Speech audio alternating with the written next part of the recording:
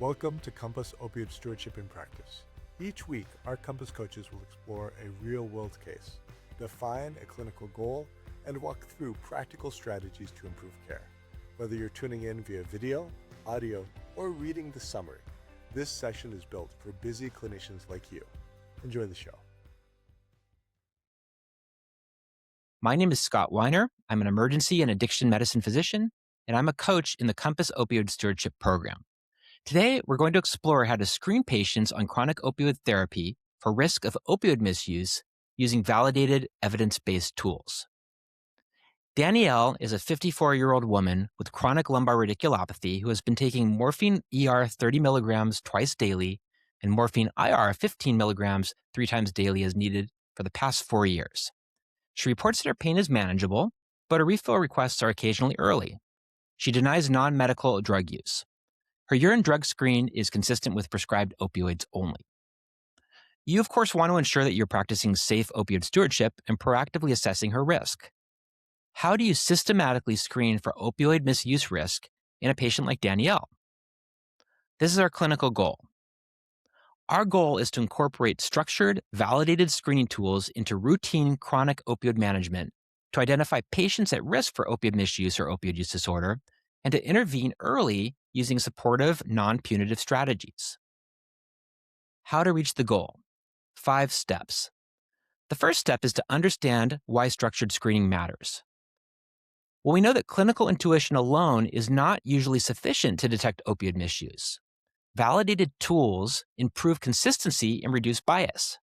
Screening should be routine and universal for patients on chronic opioid therapy, and not just triggered by concerning behavior. Step 2, choose the right tool for the clinical context. And there are several evidence-based instruments that you can use.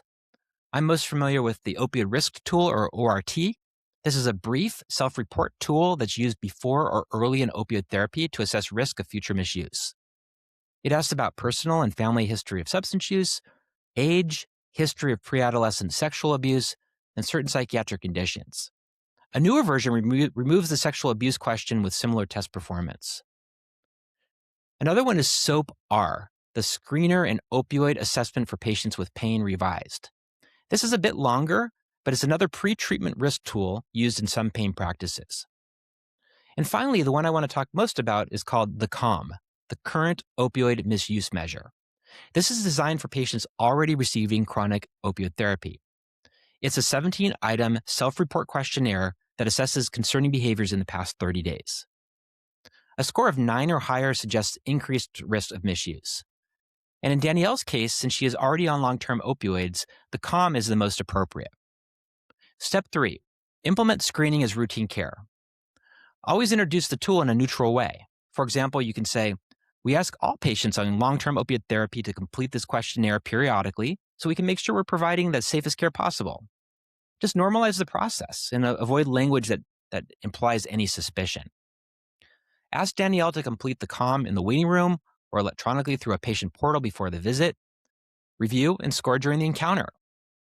Step 4, interpret results and respond constructively. If Danielle scores below the threshold, just continue routine monitoring. If she scores 9 or higher, this does not automatically mean that she's got opioid use disorder. Instead, it signals increased risk and the need for deeper assessment. Always review the DSM-5 criteria for opioid use disorder if there are concerning behaviors identified. You might increase visit frequency, consider smaller prescription quantities, reinforce opioid treatment agreements, and always assess for co-occurring mental health conditions. If OUD is diagnosed, offer medication for opioid use disorder rather than abruptly discontinuing full agonist opioids. Abrupt tapering increases harm. Step 5, combine screening with broader risk mitigation. Screening is one component of a comprehensive opioid stewardship plan. Always continue to check the PDMP regularly, perform periodic urine drug testing, reassess pain, function, and treatment goals at every visit, offer naloxone to patients prescribed long-term opioid therapy. And remember that screening tools support clinical judgment, but they don't replace it. The clinical pearls we want you to remember are: 1, use validated screening tools such as the COM for patients already on chronic opioid therapy, or tools like the ORT or SOAP-R before initiating therapy. 2. Normalize screening by applying it universally. This reduces bias and stigma. And 3. A positive screening result signals the need for further assessment, not punishment or forced taper. 4. Always evaluate the DSM-5 criteria for opioid use disorder if concerning behaviors are present. And finally, 5. Screening is part of a larger safety strategy that includes PDMP review, continual reassessment about the appropriateness and effectiveness of opioid therapy, urine drug testing, and naloxone distribution. Routine, structured screening allows us to identify risk early and intervene in a supportive, evidence-based way. The Compass OPSS program provides clinical protocols and patient education tools to help you integrate screening into your daily practice. For personalized technical assistance, reach out to your clinical coach to schedule a coaching session.